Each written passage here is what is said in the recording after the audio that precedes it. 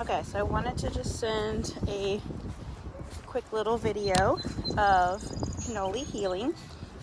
He has an e-collar on, but I'm not using it just because I only have one hand and he's not quite ready for that at this level outside. We're still creating fundamental behaviors with that in low distraction, but everything else, whoop, let's go.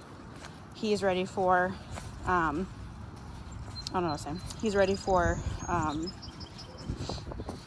to add in these types of distractions outside and on walks. So what I'm using is just a regular old slip lead, and I'm incorporating the pressure system. Let me fix this e-collar so it doesn't keep tapping the phone.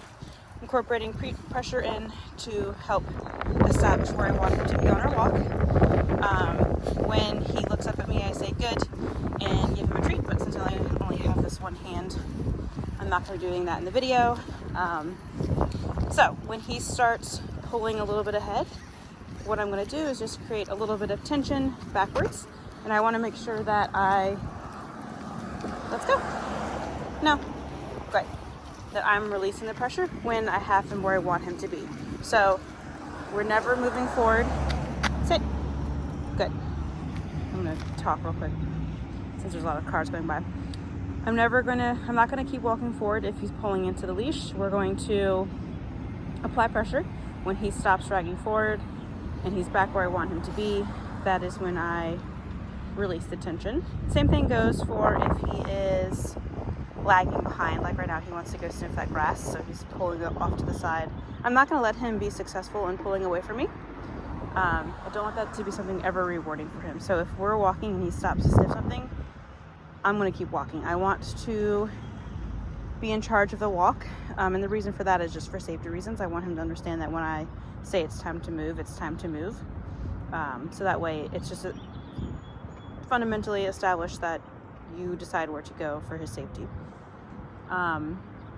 So with pressure, we're applying it to achieve a certain behavior, and wherever you release pressure is going to be what is continued, what is reinforced. So if he is pulling and dragging you, then that is what's always going to happen. He's going to continue to drag and pull because he knows that the tension does not come off until he is where he wants to be. So if he starts to pull, I'm going to create tension backwards.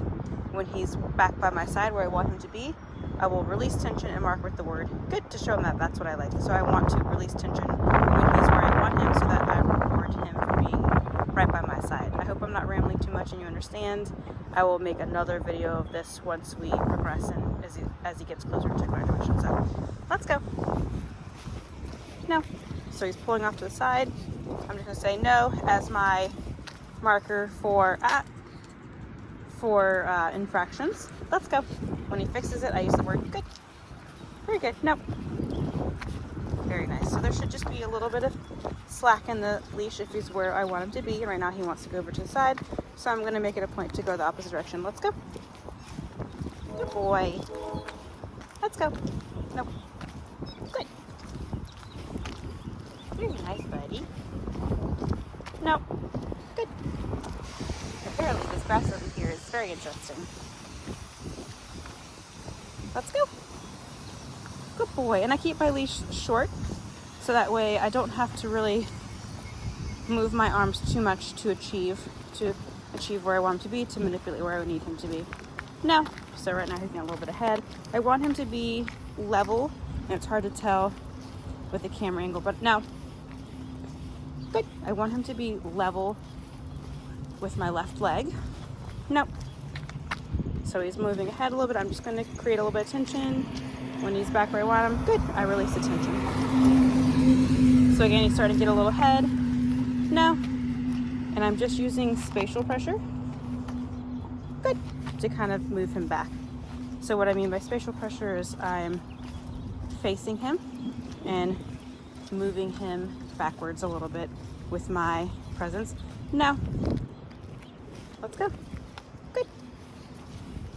And I've been using a prong collar with him. This is the first time I've gone back to just a slip lead, and he definitely ignores it much more than he does a prong collar. So that might be just something that I continue to use for a little bit longer because he is totally ignoring this tension. With the prong collar, it's a little bit more of a discomfort, so he doesn't want to ignore it because it's uncomfortable, and it's definitely on his radar, something that he feels. So it's more motivating for him to listen to that. It's just new information. Whereas a slip lead, most dogs, they don't care about. No, good. Choking themselves out. I don't think they necessarily understand that it could lead to suffocation. Let's go. Good boy. Come on. I know, it's so scary. Come on. Good job. All right, sit. Good boy.